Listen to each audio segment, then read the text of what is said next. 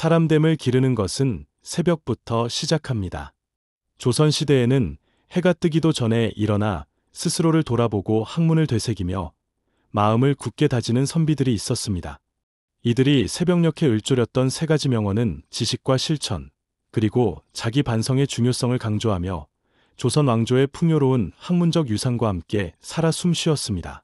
오늘은 그 명언들을 깊이 살펴보고 어떤 배경에서 탄생했으며 현대 사회에서 어떻게 적용할 수 있는지, 또 우리에게 어떠한 감동을 주는지 알아보고자 합니다. 먼저 첫 번째 명언은 퇴계 이황이 강조한 마음을 닫고 몸을 바로함은 천지의 이치를 깨닫는 첫걸음이니 거울을 보듯 자신을 비추어야 한다라는 가르침입니다. 두 번째 명언은 율곡이이가 설파한 학문은 실행에 옮길 때 비로소 빛을 발하니 실천 없이는 학문도 공허함을 면치 못한다라는 결의가 담긴 문구입니다. 그리고 세 번째 명언은 다산 정약용이 주장한 먼저 자신을 다스리는 것이 나라를 다스리는 근본이요 사람됨의 으뜸이다라는 말입니다. 이 세 가지 명언에는 조선시대 선비들이 지향했던 이상, 곧 국가와 백성을 위한 학문, 더 나아가 자신을 바로 세워 세상을 이롭게 하고자 하는 책임감이 고스란히 담겨 있습니다. 지금부터 이 명언들이 어떻게 탄생했고 그 배경이 어떠했으며 시대를 초월하여 현대적인 해석으로 이어지고 감동을 주는 구체적 사례와 일상 속 실천 방안, 그리고 시청자 여러분께서 직접 생각해볼 질문과 과제를 모두 살펴보겠습니다. 조선이라는 왕조는 약 500여 년간 이어지면서 유교 사상을 정치와 사회의 기틀로 삼았습니다. 성리학의 영향력이 매우 컸고 여기서 선비들은 학문적 성취만큼이나 자신의 내면을 갈고 닦는 수양을 무엇보다 중시했습니다. 퇴계 이황, 1501-1570은 경상도 안동 지역에서 태어나 평생을 학문 연구와 후학 양성에 힘쓴 인물입니다. 그는 어릴 적부터 총명하여 일찍이 소과 시험에 급제하였고 여러 관직을 역임했으나 관직 생활보다 학문과 제자 교육에 더 뜻을 두어 스스로 낙향했습니다. 당시 조선 중기의 정치적 상황은 살인파와 훈구파, 동인과 서인 등 여러 붕당이 형성되어 있었는데 이황은 학자로서의 길을 걷는 가운데 거친 정치적 환경을 직접 경험했습니다. 그러나 그는 본인의 학문적 신념을 지키기 위해 관직을 떠났고 그가 몸담았던 시대는 중종, 명종, 선조에 이르는 여러 왕들의 치세를 거치면서 사회 전반적으로 문해가 융성하는 동시에 붕당 간의 갈등이 차츰 심화되고 있었습니다. 이황은 송나라 주희의 성리학 이론을 깊이 탐구하여 조선의 실정에 맞게 재해석했고 후대에 전해지는 성학십도를 편찬하면서 왕과 관료들이 학문과 덕행을 결합해 백성을 다스릴 수 있도록 조언했습니다. 이황의 가장 큰 특징은 마음을 닫고 바르게 하는 것을 학문의 근본으로 삼았다는 점입니다. 그의 제자들은 스승의 엄격한 수양 방식을 몸소 느꼈고 이황의 학문 세계는 결국 자기 성찰을 통한 도덕적 완성이야말로 지식의 궁극적 가치라는 가르침으로 기결되었습니다.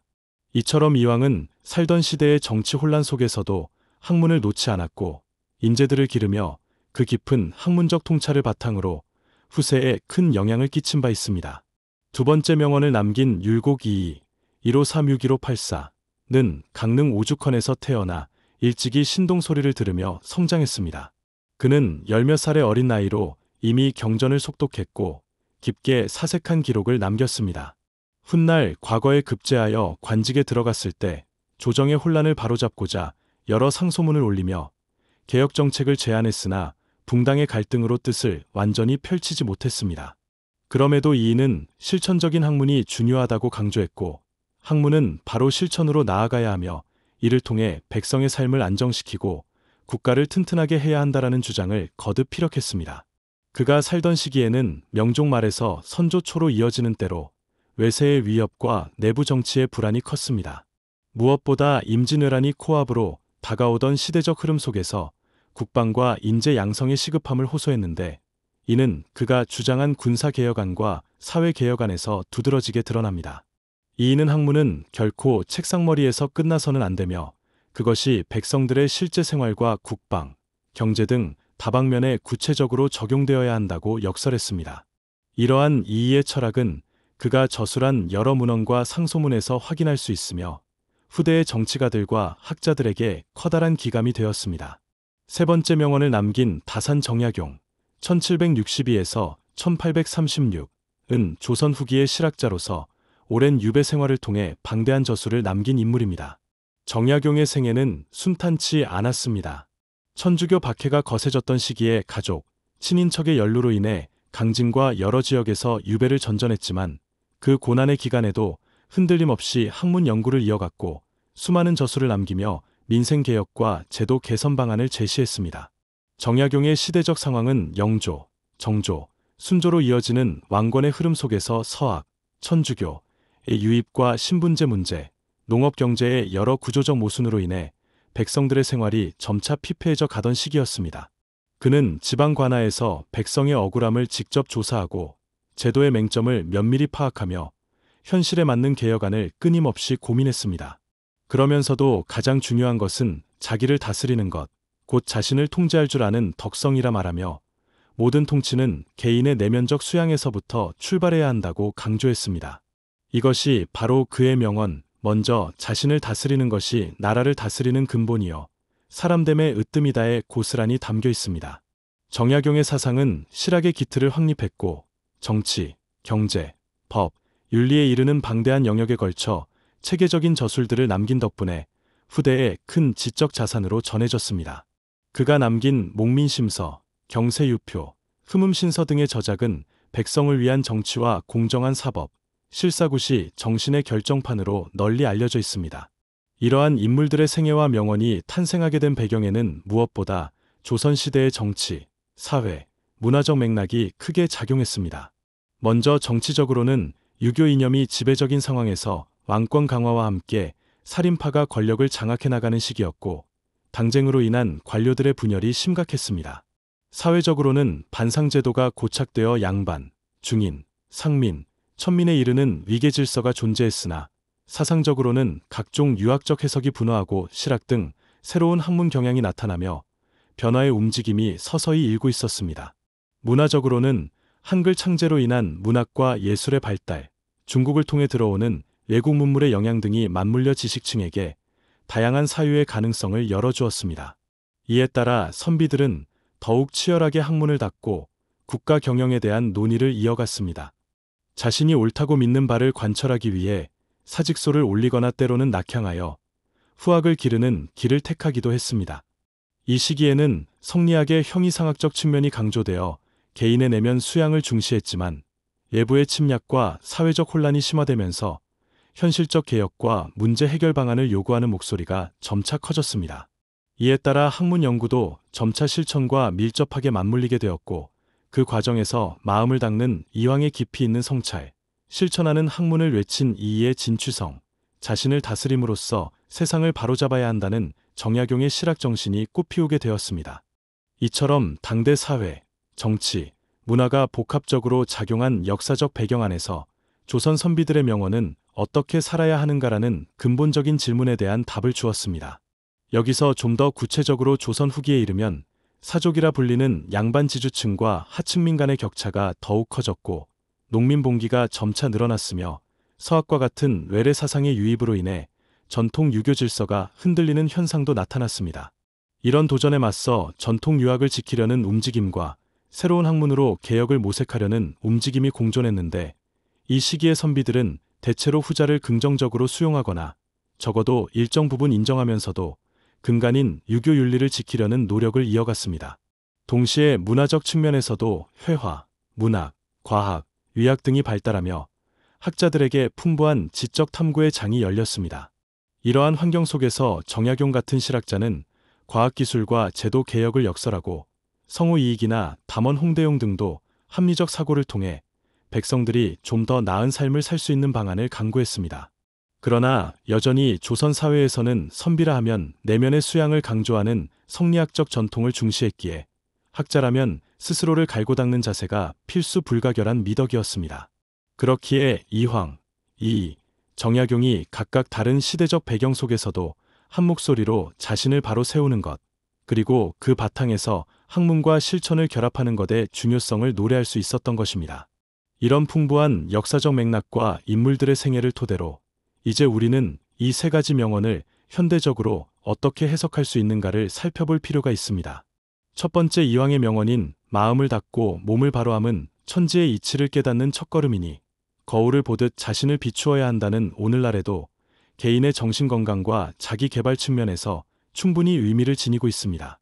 빠르게 변하는 사회 속에서 자칫 마음의 여유를 잃기 쉬운 현대인에게 이 말은 먼저 내 마음을 보살피고 나의 내면적 가치를 정립해야 삶의 목적과 방향을 제대로 세울 수 있다라는 메시지를 던집니다.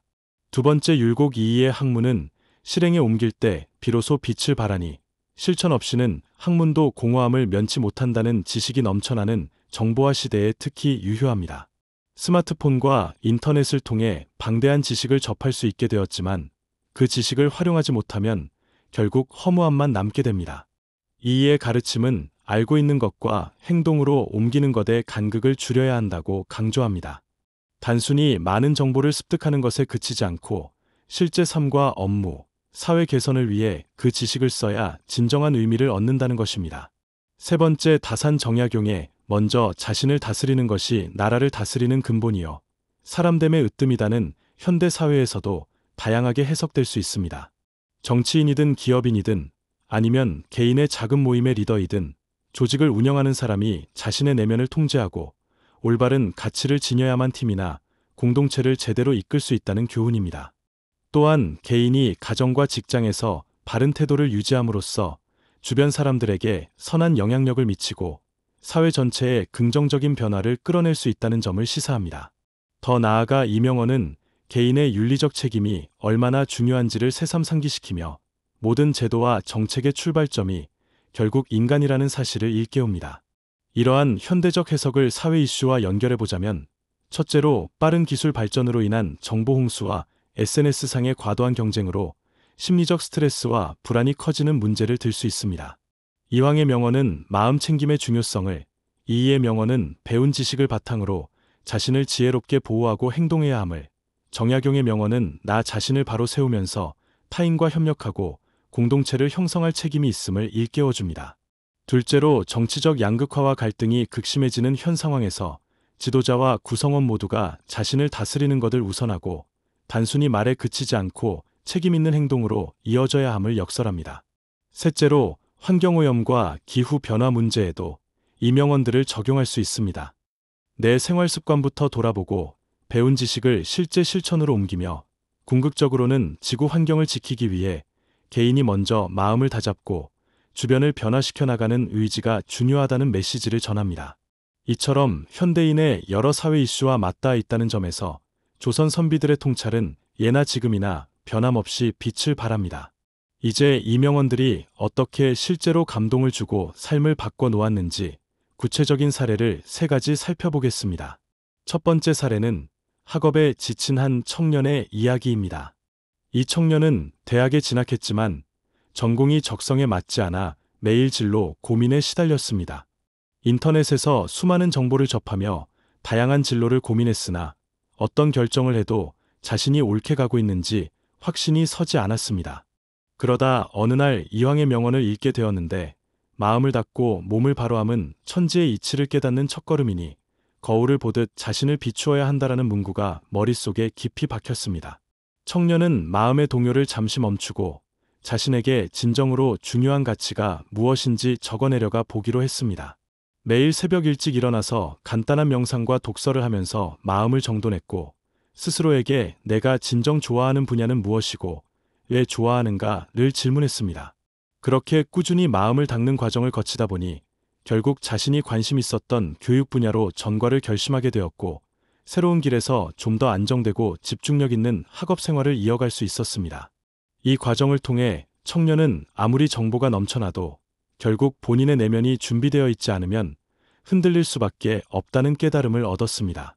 두 번째 사례는 대기업에서 일하던 한 직장인이 이이의 실천 없는 학문은 공허하다라는 말을 되새긴 사연입니다. 이 직장인은 많은 업무를 처리하며 다양한 자료와 보고서를 작성했지만 실제로 그 지식이 현장에 어떻게 적용되는지 돌아볼 여유가 없었습니다. 그러다 어느 날 프로젝트 실패를 겪었고 보고서는 훌륭했지만 실행 과정에서 실제로 적용된 것은 매우 미흡했다는 것을 알게 되었습니다. 뼈아픈 후회 속에서 우연히 율곡 이이의 명언을 접한 그는 이 많은 문서와 아이디어가 실천 없이 휘발되고 있구나라는 깨달음을 얻었고 이후부터는 프로젝트 계획을 세울 때 반드시 실제 실행 가능한 단계별 로드맵을 마련하고 현장 담당자들과 긴밀히 소통하며 지식이 현실로 이어지도록 노력했습니다. 그 결과 후속 프로젝트에서는 훨씬 높은 성과와 팀원들의 만족도를 이끌어낼 수 있었습니다. 이 사례는 지식을 실제로 쓰지 않으면 공허하다는 것을 몸소 깨닫게 했고, 개인의 태도 변화가 팀과 회사에까지 긍정적 영향을 미치게 된 예시로 많은 이들에게 공감을 주었습니다. 세 번째 사례는 정약용의 자신을 다스리는 것이 사람됨의 으뜸이라는 가르침을 실천한 지역 사회단체 리더의 이야기입니다. 이 리더는 한 마을 공동체에서 주민들의 갈등을 조정하는 역할을 맡았는데, 서로의 이해관계와 감정 대립이 심해 대화조차 어려운 상황이었습니다. 그는 여러 회의를 주도했지만 매번 분쟁만 더 커지는 꼴이 되었고 스스로 무력감을 느꼈습니다. 그러다 다산 정약용의 명언을 곱씹으면서 내가 먼저 정직하고 투명한 태도를 취하자, 감정적으로 흔들리지 않도록 수양이 필요하다라고 생각했고, 매일 일찍 일어나 하루 일과를 시작하기 전에 규칙적으로 독서와 일기 쓰기를 병행하며 마음을 다스렸습니다. 그리고 회의에서 자신의 감정을 최대한 배제하고 주민들의 이야기를 들어주며 솔선수범으로 청소와 봉사 같은 실천을 먼저 보여주었습니다. 그러자 점차 분위기가 달라졌고 마을 주민들도 서로 마음을 여는 계기가 생겨 갈등이 완화되었습니다. 이 리더의 태도 변화는 자신을 다스리는 것이 주변에 얼마나 큰 파장을 일으킬 수 있는지 보여준 감동적 사례로 입소문이 났습니다. 이렇게 세 가지 사례 모두 조선시대 선비들이 을조림 명언이 시대를 초월하여 지금까지도 사람들에게 울림을 준다는 사실을 보여줍니다. 이제 이 명언들을 구체적으로 일상생활에서 어떻게 적용할 수 있는지 5가지 시나리오로 살펴보겠습니다. 첫 번째로, 하루를 시작하기 전 아침에 짧은 시간이라도 마음을 정돈하고 오늘 나는 무엇을 하고자 하는가를 스스로 묻는 습관을 들이는 것입니다. 이왕의 가르침대로 마음을 닦는 시간을 가지면 하루를 훨씬 더 의미 있고 생산적으로 보낼 수 있습니다. 두 번째로, 새로운 정보를 배울 때마다 즉시 실천할 방안을 고민해보는 습관을 갖는 것입니다. 이의 명언을 되새기며 책에서 얻은 아이디어나 인터넷에서 접한 지식을 오늘 하루 혹은 내일 당장 적용해볼 수 있는 작은 행동을 정해보면 지식이 실제 삶에 녹아드는 경험을 할 수 있습니다. 세 번째로, 가족이나 친구 혹은 직장 동료들과의 관계에서 갈등이 생길 때 먼저 내 태도와 감정을 다스려보는 시도를 해볼 수 있습니다. 정약용의 조언대로 내 마음이 흔들리는 상태에서는 상대방과 제대로 대화하기 어렵기 때문에 우선 나 자신을 가다듬는 습관을 들이면 좋습니다. 네 번째로, 스스로 중요한 결정을 내려야 할 때 조선 선비들처럼 기록하는 방식을 활용해 볼 수 있습니다. 간단한 일기나 메모라도 좋으니 내 마음이 어디에 향하고 있으며 내가 가진 지식이 무엇인지를 서면으로 정리하면 보다 명확한 판단을 내리기 쉬워집니다. 다섯 번째로, 대중매체나 SNS 등에서 매일 쏟아지는 정보를 대할 때 이황과 이의, 그리고 정약용의 말을 교차 점검 도구로 활용해보는 것입니다. 이 지식은 정말 사실에 기반한 것인지, 내가 이를 실천으로 옮길 수 있는지, 그리고 내 마음가짐을 올바르게 유지하도록 돕는지 등을 스스로 물어보면 정보 과잉의 시대의 중심을 잡기 훨씬 쉬워집니다.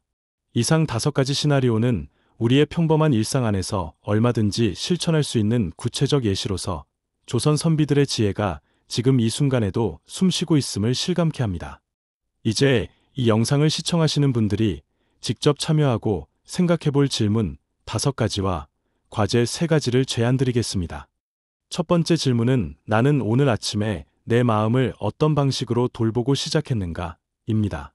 평소에 별다른 의식 없이 하루를 시작하고 있다면 이왕이 말한 거울을 보듯 자신을 비추는 습관을 들일 수 있을지 돌아보세요.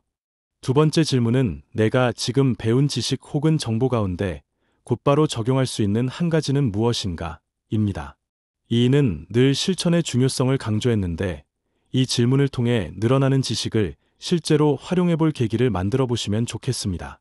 세 번째 질문은 내 마음이 흔들릴 때 무엇을 통해 스스로를 다스릴 수 있을까? 입니다.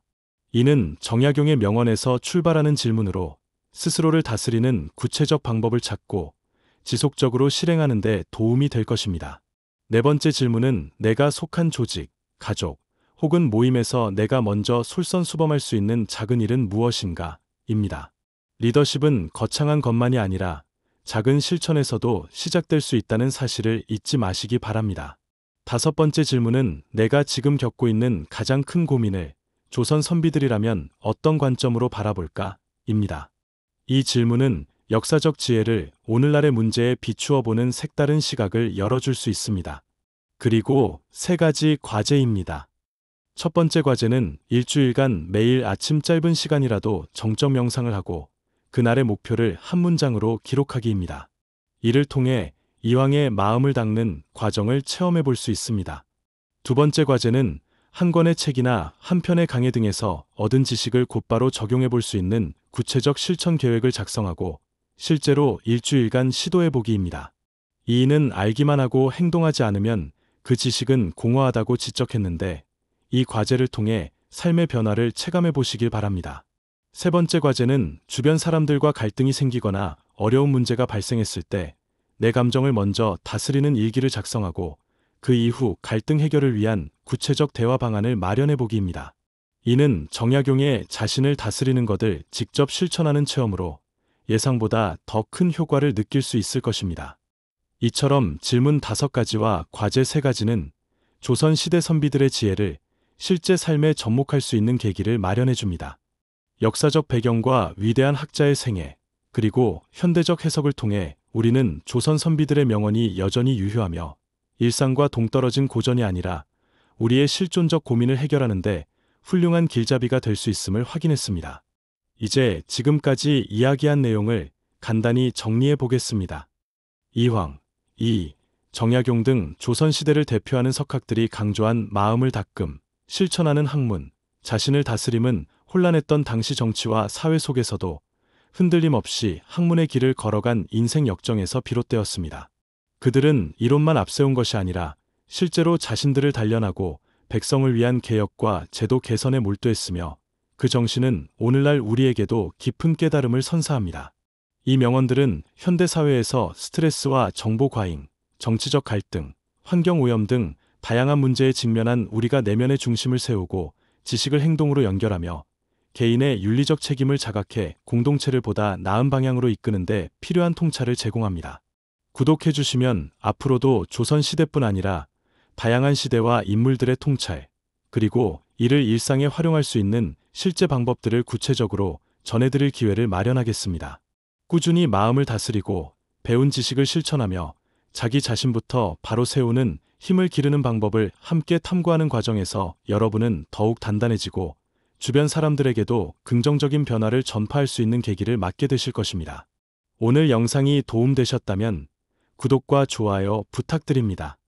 다음 영상에서 다시 만나요.